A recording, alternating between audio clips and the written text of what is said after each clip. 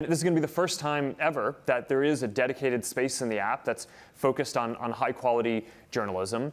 In order to help curate the top things that are in there, we're not only doing it algorithmically. We're also, we've put together a team of folks who have experience in journalism and a background in this.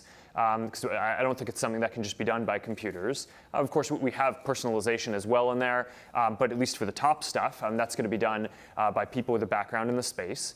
Most of the rest of what we operate on is helping give people a voice broadly and making sure that everyone can share their opinion.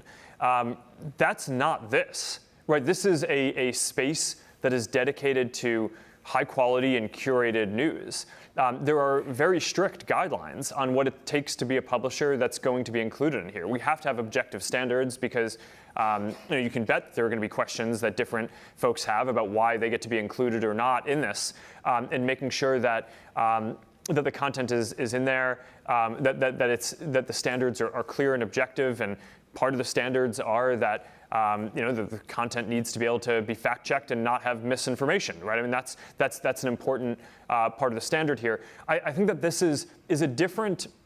People have a different expectation in a space about dedicated high-quality news than they do in a space where the goal is to make sure that everyone can have a voice and can share their opinion. I do think that part of having this be a trusted source is that it needs to have a diversity of basically views in there.